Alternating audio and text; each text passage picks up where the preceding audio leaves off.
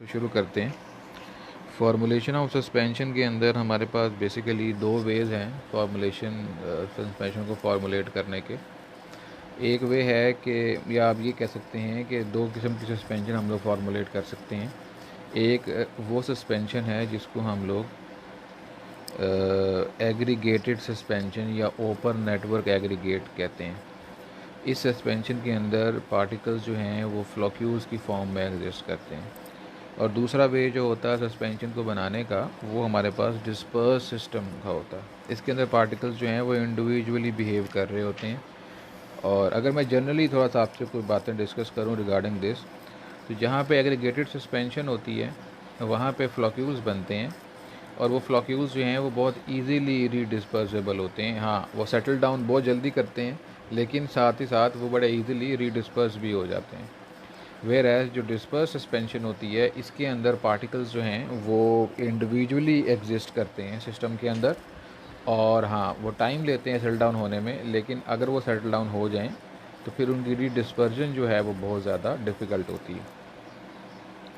जहाँ तक हमारी एग्रीगेटेड सस्पेंशन की बात है, तो आप लोगों को पता होगा कि जब हम लोगों ने सस्पेंशन पहले डिस्कस किया था तो हमने ये पढ़ा था कि सस्पेंशन के अंदर एग्रीगेशन को डेवलप करने के लिए इम्पॉर्टेंट ये है कि आप उसके अंदर इलेक्ट्रोलाइट्स ऐड करें या उसका ज़ीटा पोटेंशियल जो है उसको आप चेंज करें। तो वो ज़ीटा पोटेंशियल चेंजिंग जो है वो by the use of electrolyte थी। फिर हम लोगों ने शोल्ज़े-हार्डी रूल पढ़ा था और हमने उसमें ये देखा था कि डिफरेंट किस्म के monovalent, divalent and trivalent ions जो हैं वो एग्जिस्ट करते हैं। और वो आयंस जो हैं वो जब आप सिस्टम के अंदर डालते हैं as the form of electrolytes, तो वो depending upon their depending upon charges on them, वो अपने जो एग्रीगेशन है वो करवाते हैं। ठीक है, वैलेंसी के अकॉर्डिंग वो एग्रीगेशन करवाते हैं। अब यहाँ पर भी यही जिक्र है कि हमने इलेक्ट्रोलाइट्स जो हैं, अगर आपने एग्रीगेटेड सस्पेंशन बनानी है तो हमने मेजर्ड अमाउंट में इलेक्ट्रोलाइट्स को सस्पेंशन के अंदर जो है वो ऐड करना है। और उससे पहले आपकी सस्पेंशन के अंदर प्रॉपर सस्पेंडिंग एजेंट्स और प्रॉपर सर्फेक्टेंट्स होने चाहिए, ताकि आपकी सस्पेंशन जो है उसमें इंटरफेशियल टेंशन जो है वो रिड्यूस्ड हो। अगर इंटरफेशियल टेंशन भी बीच में होगी और साथ में आप इलेक्ट्रोलाइट भी ऐड कर देंगे तो फिर इलेक्ट्रोलाइट फिर प्रॉपर वर्किंग नहीं कर सकेंगे। तो पहले तो ज़रूरी है कि प्रॉपर अमाउंट में इलेक्ट्रोलाइट ऐड करने से पहले ये ज़रूरी है कि प्रॉपर अमाउंट में सर्फेक्टेंट आप डालें। जब आपकी इंटरफेशियल टेंशन जो है सस्पेंशन की वो रिड्यूस हो जाए तो फिर उसके अंदर आप इलेक्ट्रोलाइट ऐड करेंगे, तो जितने प्रॉपर इफ़ेक्ट तब आएगा वो आमतौर पे नहीं आता। कंसंट्रेशन कितनी आपने ऐड करनी है तो वो डिपेंड करता है शोल्ज़े-हार्डी रूल के ऊपर। वो रूल आप लोगों ने पढ़ा हुआ है, उसके अकॉर्डिंग जो है आप इसके अंदर ऐड कर सकते हैं। आमतौर पे जब कोई किसी किस्म की इनकम्पैटिबिलिटी ना हो तो in that case aluminium chloride या पोटाशियम जो बायफॉस्फेट है, ये बड़ा अच्छा एग्रीगेटिंग एजेंट के तौर पे काम करता है। मैं फिर से नाम लेता हूँ, एल्यूमिनियम क्लोराइड और पोटाशियम बायफॉस्फेट। अगर ये आपकी फॉर्मुलेशन के साथ रिएक्टिव नहीं हैं तो these are very good aggregating agents. आमतौर पे in practice non ionic surfactants जो हैं वो हम लोग यूज़ करते हैं। इन नॉन आयनिक सरफेक्टेंट्स को डिस्पर्जन बनाने के अंदर यूज़ करते हैं। एग्जांपल में हमारे पास ट्वीन्स हैं, हमारे पास स्पैन्स हैं, हमारे पास कार्बोवैक्सेस हैं। इनको हम लोग यूज़ करते हैं फ्रीक्वेंटली। और इनको जो सबसे ज़्यादा इम्पॉर्टेंट एस्पेक्ट है कि जितने भी नॉन आयनिक सरफेक्टेंट हैं इनकी क्वांटिटी को ज़्यादा इस्तेमाल नहीं किया जाता। ठीक है, थोड़ी क्वांटिटी जो है वो इनकी यूज़ करते हैं। और अगर आप ज़्यादा क्वांटिटी यूज़ करेंगे तो फिर ये क्रिटिकल मास कंसंट्रेशन से ऊपर अगर चला गया तो ये फिर एक प्रोटेक्टिव लेयर बना देंगे, या आप ये कह लें कि एग्रीगेशन से आगे चले जाएंगे और कोagulates बना देंगे ये। ठीक है, तो फ्लोक्यूल्स की जगह पे अब एग्रीगेशन हो जाएगी। और एग्रीगेशन का हमने बताया था कि फ्लोकुलेशन जो है वो बेहतर होती है, एग्रीगेशन बेहतर नहीं होती। इसके अलावा एक और यहाँ पे इम्पॉर्टेंट चीज़ है कि कुछ केसेस में हम लोग ख़ास तौर पे जो हमारी प्रेपरेशन होती है जिसके अंदर अगर आप ये कह लें कि सस्पेंशन जो है वो कोई एलिगेंट डोजेज फॉर्म नहीं है। ठीक है, तो ये सस्पेंशन जो कि एलिगेंट डोजेज फॉर्म नहीं है, इसको एलिगेंट बनाने के लिए कुछ केसेस में हम लोग फिर एक नई टर्म यहाँ पे आप ऐड कर सकते हैं हम लोग यूज़ करते हैं जो कहलाती है प्रोटेक्टिव कोलाइड्स। ये प्रोटेक्टिव कोलाइड्स जो हैं ये बेसिकली वही काम करते हैं जो सरफेक्टेंट्स कर रहे होते हैं, या इस केस के अंदर ये सरफेक्टेंट्स जो काम कर रहे होते हैं कि सिस्टम के अंदर सिस्टम को यूनिफॉर्मली डिस्पर्स कर रहे होते हैं, लेकिन सरफेक्टेंट जो हैं वो ये काम करते हैं by decreasing the interfacial tension. लेकिन जो प्रोटेक्टिव कोलाइड्स हैं ये इंटरफेशियल टेंशन को डिक्रीज़ नहीं करते, रादर ये विस्कोसिटी को बढ़ा के सिस्टम को स्टेबल करते हैं।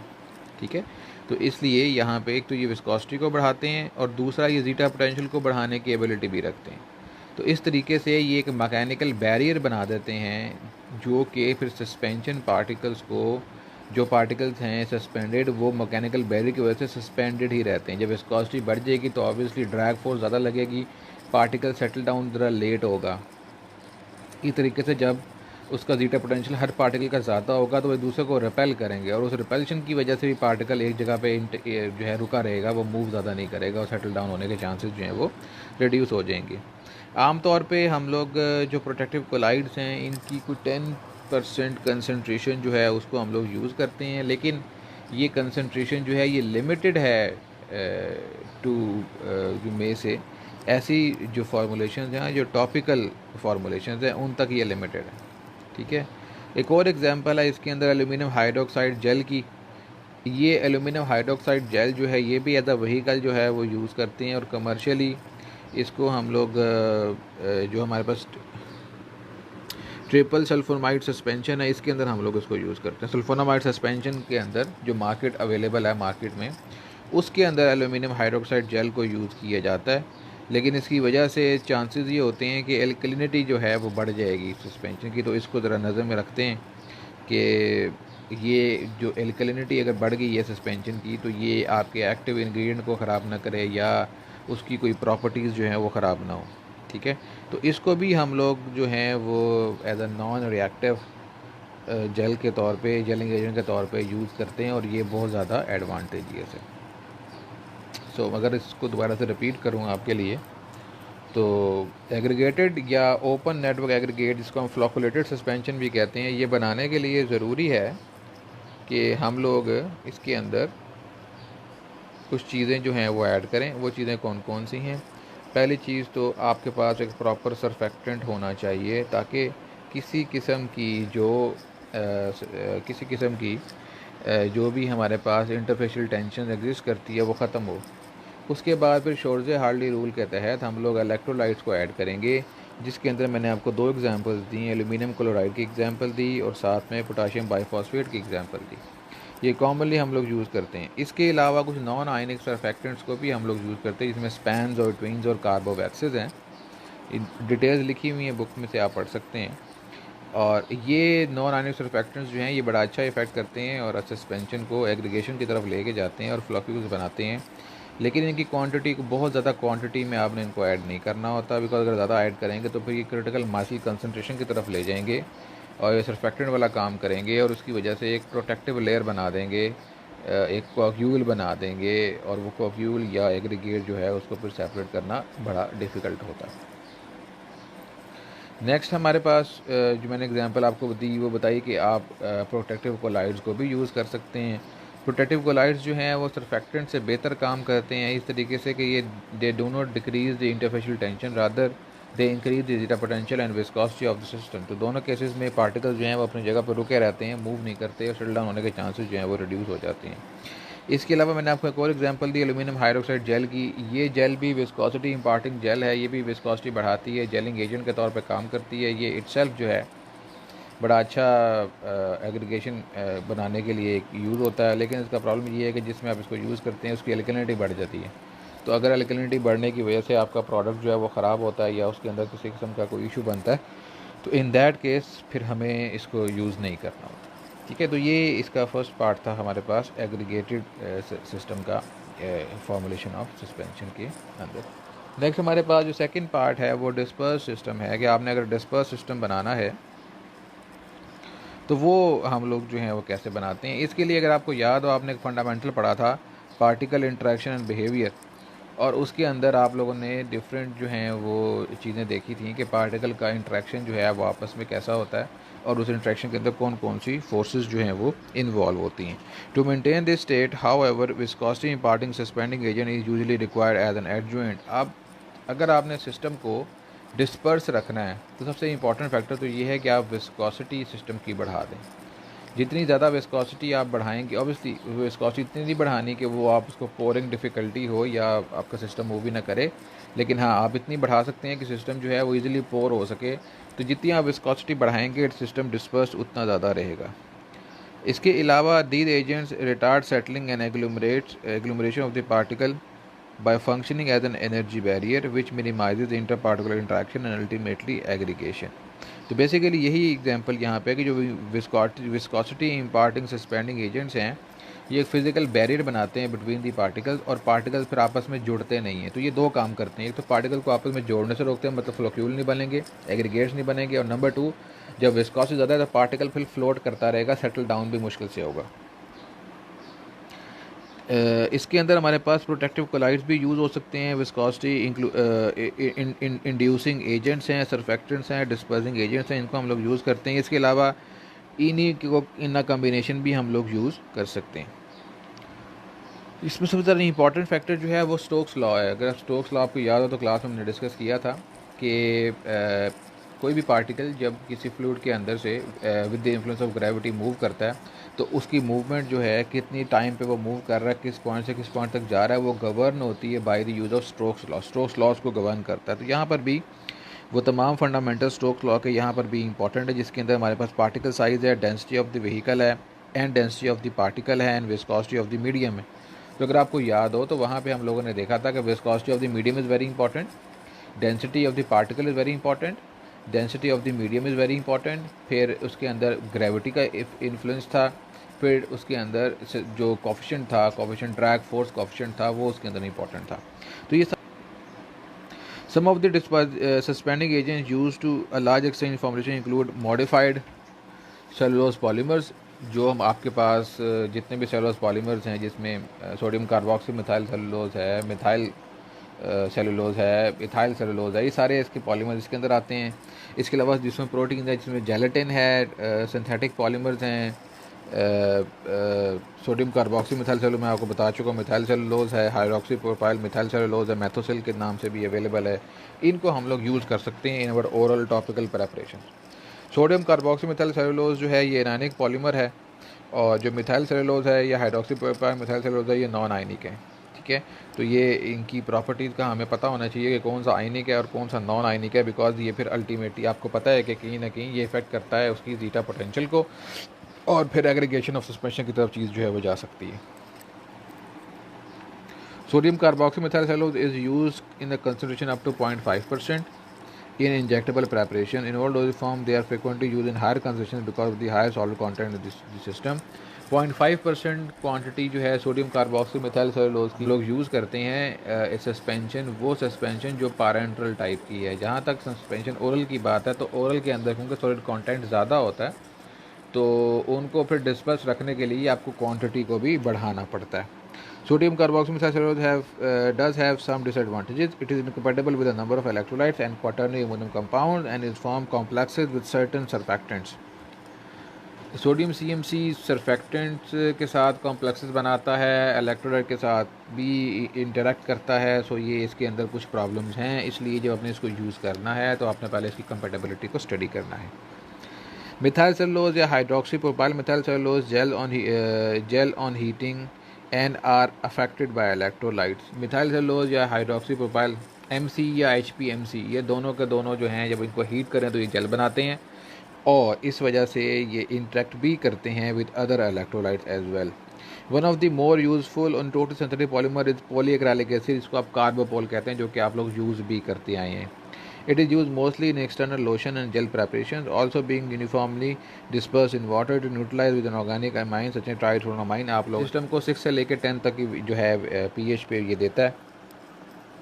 The material is extremely sensitive to elevation of electrolyte, but is suited to use of but it is suited for use usually in aqueous and non-aqueous systems। These polymer agents function primarily to protect colloids such as alter the viscosity of the system।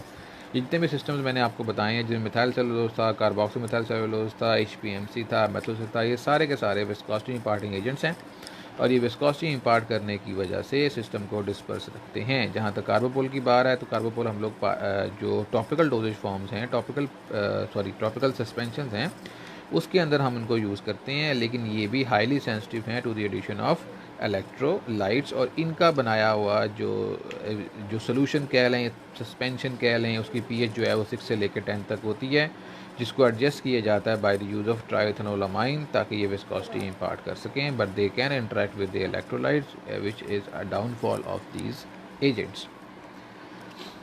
अच्छा, इसके अलावा ये तो तमाम आपके आयनिक और non ionic surfactants से। एक और एग्जांपल यहाँ पे आ रही है, वो आ रही है क्लेस की। क्लेस को भी आप लोग यूज़ कर सकते हैं as a suspending agent for dispersing, as a dispersing agent. इसके अंदर हमारे पास जो है वो hydrated aluminium and magnesium silicate की एग्जांपल आती है। ये क्लेस भी आप लोग पहले पढ़ चुके हैं, सिर्फ यहाँ पर दोबारा से एग्जांपल आई है। They hydrate further in water to a high degree to form colloidal dispersion and high viscosities। ये जो पानी में आप डालते हैं तो ये हाइड्रेट होते हैं, हाइड्रेट होने के बाद कोलाइडल विस्कोसिटीज़ बना देते हैं, ये कोलाइडल डायमेंशंस बना देते हैं, जिसके अंदर फिर विस्कोसिटी बढ़ जाती है और सिस्टम जो है वो स्टेबल हो जाता है। The manner in which the member of the group are prepared, however, had a profound effect on the final product. The clay should always be added into the water with high shear to affect uniform dispersion of the and maximum hydration। क्लेज को आपने जब भी add करना है अपनी formulation के अंदर तो हाई शेयर के साथ ऐड करना है। हाई शेयर का से मुराद यहाँ पे ये है कि बहुत ज़्यादा एजिटेशन के साथ ऐड करना है, अदरवाइज लम्प्स फॉर्मेशन हो जाएगी। लम्पिंग से बचने के लिए आमतौर पे 8.5 से 9.5 तक की पीएच की डिस्पर्जन जो है ये क्लेज बनाते हैं। विस्कोसिटी ऑफ द, इसलिए they possess acid neutralising capacity as well. तो अगर आपकी कोई प्रेपरेशन एसिडिक है और आपने न्यूट्रलाइज करना है और आपने उसमें विस्कोसिटी भी इम्पार्ट करनी है तो क्लेज जो हैं वो बेस्ट उसके लिए सूटेड है। 5 to 10% डिस्पर्जन्स जो हैं वो ओपेक जेल बनाती हैं इनकी। अगर आप 5 to 10% क्लेज लें तो आपको एक ओपेक जेल जो है वो मिलेगी। Clays can be formulated in system in which the pH is between 6 to 11 but they are more stable at the pH between 9 to 11। 6 to 11 pH के अंदर ये आमतौर पर काम करते हैं, लेकिन 9 से 11 तक ये मोर ज़्यादा स्टेबल हैं। Alkaline buffers usually are included to maintain the pH। क्योंकि आपने pH को मेंटेन रखना है 6 to 11 तक, इसलिए आपने अल्कलाइन बफर्स ऐड करने हैं ताकि pH जो है सिस्टम की वो मेंटेन रहे।